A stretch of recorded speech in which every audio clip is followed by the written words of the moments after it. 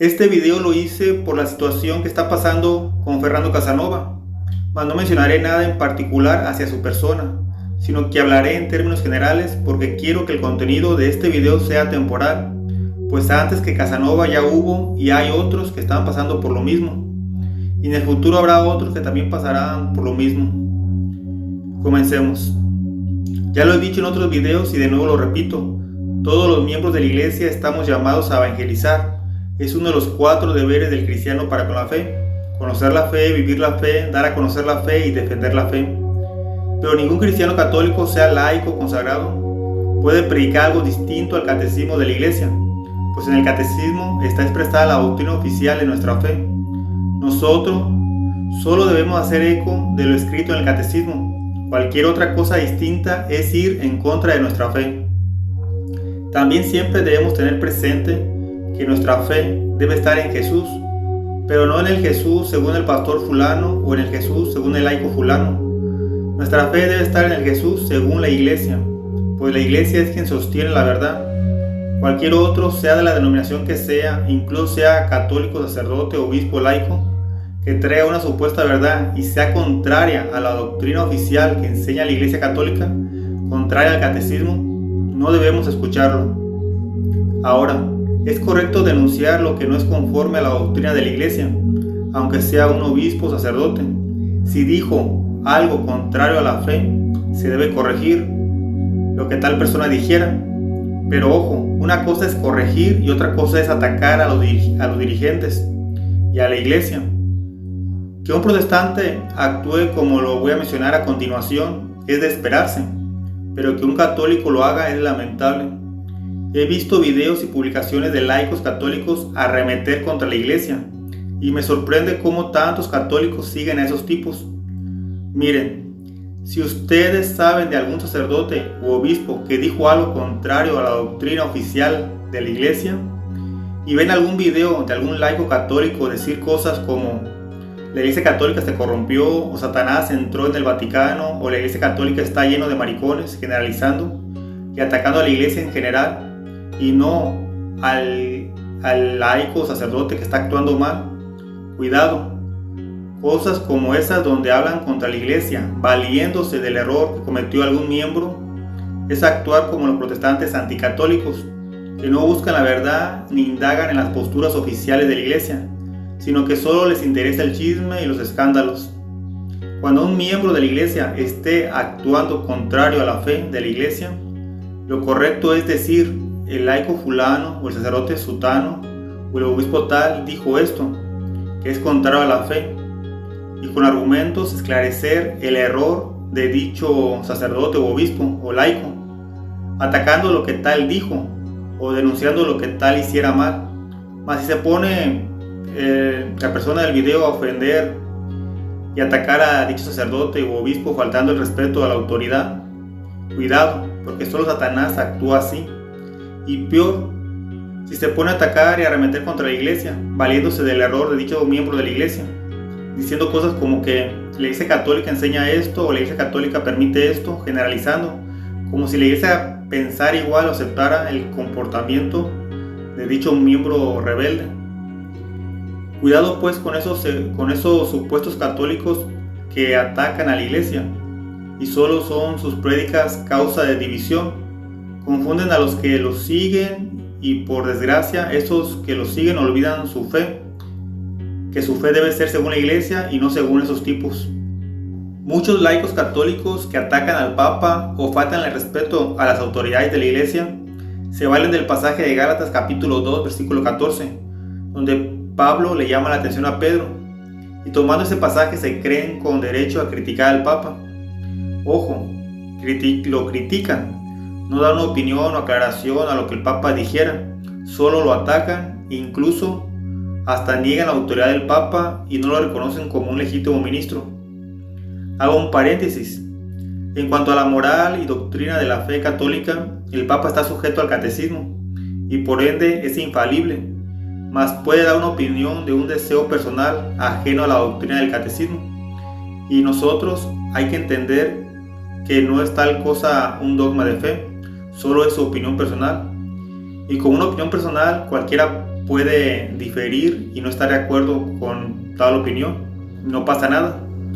Mas no falta el protestante que diga: el Papa dijo tal herejía, y no entiende que es una opinión, un deseo personal. Por ejemplo, una vez el Papa dijo: me gusta pensar que en el infierno vacío, y espero que esto sea una realidad.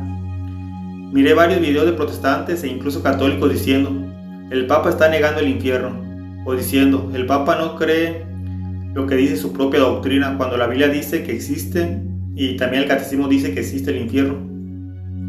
Pero ojo, él solo está expresando su deseo, su querer, no está afirmando que así es, ni está negando la existencia del infierno. Hay que pues saber escuchar antes de calumniar. Ahora, si el Papa habla de algún tema ajeno a la religión como una opinión personal, cualquiera puede no estar de acuerdo también con él y no pasa nada. No por eso se es un rebelde o apóstata, pues son opiniones personales ajenas a temas de fe. Espero haberme explicado. Volviendo con el pasaje de Gálatas, pasaje que muchos laicos, católicos y protestantes utilizan para justificar su rebeldía en la fe, que usan para desmeritar la autoridad del Papa. Primero, Pablo no es cualquier persona. Pablo no era un laico.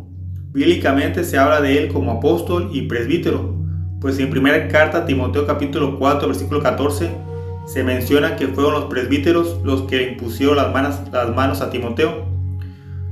Mas en segunda de Timoteo capítulo 2 versículo 6 dice Pablo que él impuso las manos a Timoteo. Pablo pues no era laico, sino era parte de los líderes de la iglesia. Segundo, él nunca desmeritó la autoridad de Pedro, ni negó su liderazgo, pues en la misma carta de Gálatas capítulo 2, verso 2 dice que se entrevistó con los dirigentes de la iglesia. Y en el verso 9 menciona a Cefas, o sea a Pedro, como uno de los dirigentes con los que se entrevistó. Hay pues un reconocimiento, un respeto a la autoridad. Hoy en día vemos laicos que ni siquiera han de servir ni en su parroquia y se creen obispos, pues quieren excomulgar a medio mundo. Es pues una pena ver a laicos católicos que predican, pero entre sus sermones atacan a las autoridades de la iglesia o dicen cosas contrarias a la fe. Y pues muchos que siguen a esos hombres que suben contenido a internet, al no tener su fe en la iglesia, sino en tales hombres, al escuchar a tales hombres apostatar, su fe se tambalea y terminan perdiendo la fe, volviéndose ateos o terminan apostatando de la iglesia, yéndose con alguna secta. O también es el caso que si algún católico predicador o apologista comete algún error moral o pierde algún debate, la fe de sus seguidores se tambalea, y pues eso no debe ser causa de perder la fe. Porque puede pasar que alguien que aunque esté diciendo la verdad, quizás no sepa cómo exponer su postura o cómo defenderla. Pues nuevamente, nuestra fe no debe estar con el laico fulano o el apologista o predicador sutano, ni el sacerdote o obispo de tal. Nuestra fe debe ser según la iglesia, para mantenernos firmes, unidos, cimentados en el cuerpo de Jesucristo. Porque al final de cuentas los hombres cometemos errores, y quien pone su fe en un hombre se sentirá defraudado si tal hombre falla. Por eso, nuevamente, nuestra fe debe estar en la iglesia de Jesús, quien sostiene la verdad. Y mucho cuidado con esos supuestos católicos, con supuestos canales católicos que más que católicos parecen protestantes. Aclaro, cuando digo que nuestra fe debe ser según la iglesia y no según sacerdotes o obispos, no estoy invitando a la rebeldía ni a la desobediencia. Hay que ser obedientes a la iglesia en sus dirigentes, mientras estos no vayan contra la doctrina oficial de la iglesia. También quiero aclarar que no estoy hablando mal de todos los laicos predicadores, porque realmente muchos laicos con canales en YouTube han hecho mucho bien, pero algunos, gracias a Dios muy pocos, llegan a perder la humildad y se ciegan en soberbia, llegando a creerse con la autoridad de criticar a quien verdaderamente tiene la autoridad legítima. Y es esa soberbia que como un veneno poco a poco los va corrompiendo, a tal grado que cada vez van hablando cosas peores llegando hasta insultar a los ministros legítimos de Dios, terminando incluso por decir herejías. Por tal razón, lo primero que debe tener cualquier servidor de Dios es humildad, respetando a las autoridades de la Iglesia y al Papa, no actuando como algo que no nos corresponde, porque quien es laico, ¿con qué autoridad se atreve a levantarse contra los sacerdotes y obispos? Si hay algún miembro de la Iglesia, laico o consagrado, que sea envidioso y rebelde, solo por esos dos defectos ya es semejante a Satanás. Miren, hermanos, el primer pecado fue la envidia. La envidia no es otra cosa que desear lo que no te pertenece. Satanás tuvo envidia de Dios, pues deseó ser como Dios. Buscaba un lugar que no le corresponde, el reinar sobre la creación, siendo que Satanás es parte de la creación. Quiso actuar como el creador, y en su libre albedrío, pues sepan que los ángeles también Dios le dio libre albedrío. En su libertad, Satanás no se sometió a la obediencia a Dios, sino más bien confundió a una tercera parte de los ángeles, arrastrándolos con él a la desobediencia, llevándolos al error. Los laicos que no son obedientes a las autoridades de la Iglesia y más bien son rebeldes y propagan criterios contrarios a la fe de la Iglesia, están haciendo lo mismo que Satanás, como Satanás hizo con los ángeles. Están dividiendo a la Iglesia y confundiendo a los demás laicos, llevándolos al error. El actuar como obispo sin serlo es envidiar, desear algo que no es suyo, similar a Satanás, que quiso ser como Dios. Los laicos católicos rebeldes son prácticamente unos protestantes infiltrados en la Iglesia, y es tal cosa algo muy desagradable a Dios. Ya subí un video hablando de los falsos apóstoles y profetas, y menciono en tal video la doctrina de los nicolaitas, la cual es lo que hacen los protestantes. Mas también se puede aplicar a los laicos el mismo término, a los que envidian y son rebeldes a las autoridades de la Iglesia. ¿Por qué? Dice la Escritura, Apocalipsis capítulo 2, verso 2 y 6. En el verso 2 dice: conozco tus obras, tus dificultades y tu perseverancia. Sé que no puedes tolerar a los malos y que pusiste a prueba a los que se llaman a sí mismos apóstoles y los hallaste mentirosos. A los que se llaman a sí mismos apóstoles y los hallaste mentirosos. Verso 6. Pero ya es algo positivo que rechace la conducta de los nicolaitas, que yo también aborrezco. El sentido etimológico de la palabra nicolaita es quien se impone sobre otros o quien tiene dominio sobre otros. Los protestantes dicen que esos somos los católicos, porque al tener jerarquía en la Iglesia se está teniendo dominio sobre otros. Hermanos, en la Iglesia católica hay jerarquía porque la Iglesia de la Biblia es una iglesia con jerarquía, donde hay obispos, presbíteros y diáconos y laicos. Ahora, en el verso 2 que leímos dice: y pusiste a prueba a los que se llaman a sí mismos apóstoles y los hallaste mentirosos. Ojo, se llaman a sí mismos, o sea, nadie los nombró, se autonombraron. El que se autonombra un cargo prácticamente se impone sobre otro, cumpliendo el significado etimológico de la palabra nicolaita. En la Iglesia católica, ningún sacerdote, obispo y diácono se autonombra tal cargo, sino que es nombrado por otro, que a su vez fue nombrado por otro, con autoridad en la Iglesia, así en sucesión apostólica hasta llegar a los apóstoles de Jesús. Imagínense que una persona cualquiera se llame a sí mismo médico. Nadie con autoridad lo nombró. Pregunto, ¿es tal persona que se hace llamar a sí mismo médico realmente un médico? Claro que no, eso es fraude. Quien se haga pasar por algo que nadie con autoridad lo nombró es un charlatán. Entonces, ¿por qué los protestantes se llaman a sí mismos pastores? ¿Por qué se autonombran cargos si nadie con autoridad legítima los nombró? ¿No se dan cuenta que son charlatanes, ministros fraudulentos? Segunda carta a los Corintios capítulo 11, versículo 13. En realidad son falsos apóstoles engañadores disfrazados de apóstoles de Cristo. Y como ya leímos en Apocalipsis capítulo 2, verso 6, Jesús aborrece esta conducta, el que alguien se llame a sí mismo algo que no es. Y si un laico católico se siente más que el Papa y actúa como algo que no le corresponde, cuidado, porque está haciendo lo mismo que los protestantes, lo mismo que Satanás, envidiando y desobedeciendo a Dios, actuando como un rebelde que solo arrastra al error y divide. En la Biblia, en el primer libro de Samuel, capítulo 13, versículo 14, dice: pero ahora tu reino no se mantendrá. Yahvé se ha buscado un hombre a su gusto para hacerlo rey de su pueblo, ya que tú no has cumplido lo que él te había ordenado. La Biblia habla del rey David como alguien según el gusto de Dios.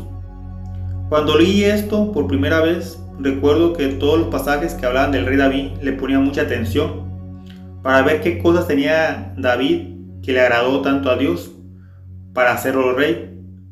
Porque pues es innegable que cometió errores graves, como todos los seres humanos pecamos. Mas qué virtudes tenía que eran del agrado de Dios. A mí me interesaba conocer sus virtudes, no sus pecados, pues pecados todos tenemos, y no me interesa imitar sus pecados, quiero imitar sus virtudes. Lo primero que veo en él es que era valiente y con mucha fe. Lo otro, en lo que muy poco se profundiza, es que veo que lo hace único y diferente a otros es que él respetaba la autoridad de sus superiores. Leemos en el primer libro de Samuel, capítulo 24, verso 7, y dijo a sus hombres, ojo, estas palabras las pronunció el rey David refiriéndose a Saúl. Lean si tienen oportunidad todo el capítulo 7. Continúo. Dijo pues, líbreme Dios de hacer tal cosa contra mi Señor. No puedo poner la mano sobre el ungido de Yahvé. ¿Cuántas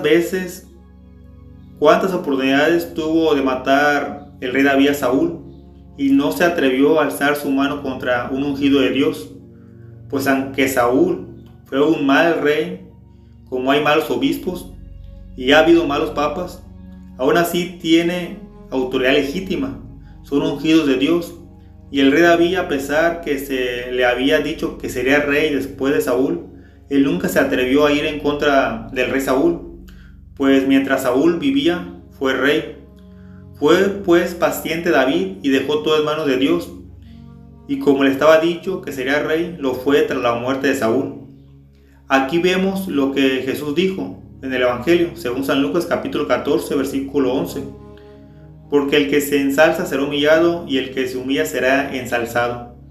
David se humilló ante Saúl como un siervo sin atentar contra él, a pesar que Saúl intentó matarlo y Dios lo exaltó.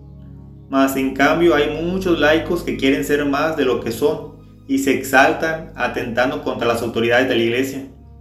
Ese actuar no les dejará nada bueno, pues serán humillados.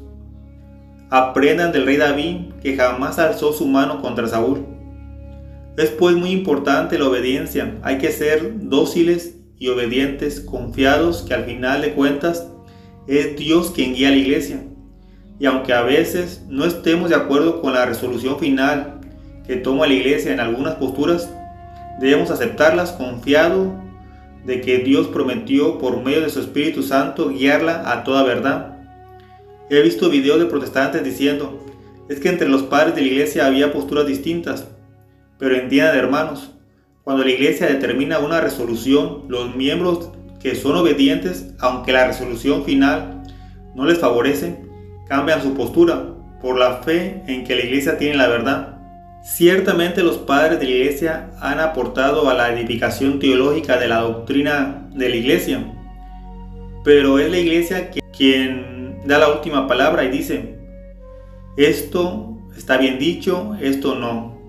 Siendo pues lo que se ha determinado en los concilios la doctrina oficial de la iglesia, la cual está expresada en el catecismo. Como en el concilio en Jerusalén, narrado en la Biblia, cuando se da la resolución final de que si hay que circuncidar sí o no a los gentiles convertidos, no se menciona que los judaizantes se fueran de la iglesia, por lo que se entiende que aceptaron la resolución final, aunque fuera contraria a su querer. Miren, hermanos, daré un ejemplo personal, y repito, es un ejemplo personal. A mí la postura oficial de la iglesia con respecto al bautismo que efectúan otras denominaciones no me gusta. es contraria a mi querer.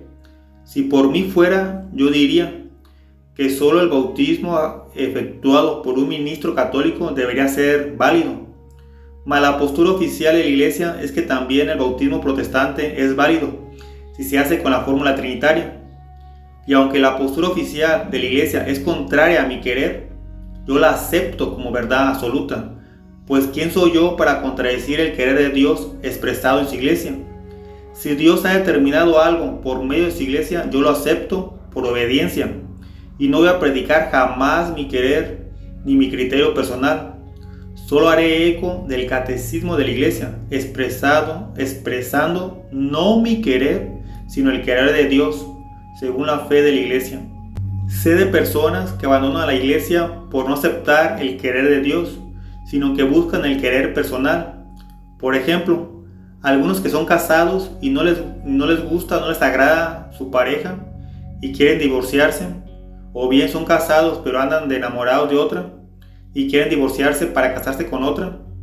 No soportan la idea de que al ser católicos no puedan divorciarse y dicen no estar de acuerdo con la Iglesia Católica en este asunto, y se van de la Iglesia Católica al no ser la postura de la Iglesia el querer personal de ellos. Y si por lo menos fueran sinceros esos que se van y dijeran la verdad de que se van de la Iglesia porque se quieren divorciar y casarse con otra, y no andar inventando pretexto para justificarse, como el comenzar a decir: en la Iglesia Católica hay muchos borrachos, drogadictos, los sacerdotes son unos pecadores, es mentira lo que dice la Iglesia con respecto a esto y aquello, etc. Empiezan estas personas a atacar a la Iglesia y buscarle defectos para justificar su salida, cuando deberían de ser sinceros y decir simplemente: me voy de la Iglesia por desobediente, yo no quiero seguir la postura de la Iglesia y estar castrado hasta la muerte, yo me quiero divorciar y punto. ¿Para qué le suman pecados a los que ya tienen, atacando a la Iglesia? Dijo Jesús en el Evangelio según San Lucas capítulo 6 versículo 46: ¿por qué me llaman Señor, Señor y no hacen lo que les digo? Estar en la Iglesia es aceptar el querer de Dios. Si no te interesa hacer la voluntad de Dios, sino hacer lo que tú quieres, haz lo que hacen los protestantes. Funda tu propia iglesia con doctrina según tu parecer, según tu querer, pero has de saber que estás cometiendo un pecado muy grave. Y peor aún, todos aquellos que arrastres contigo al error los puedes llevar a la condenación. Personalmente quiero decir que yo amo mucho la fe en Cristo Jesús, la fe que he recibido en la Iglesia Católica. Jamás abandonaré esta mi casa, aunque todos a quienes yo amo así lo hicieran. Hasta el último día que viva en la tierra seré católico, y espero jamás ser piedra de tropiezo para nadie de hoy en adelante, porque reconozco que en el pasado alguna vez he sido piedra de tropiezo.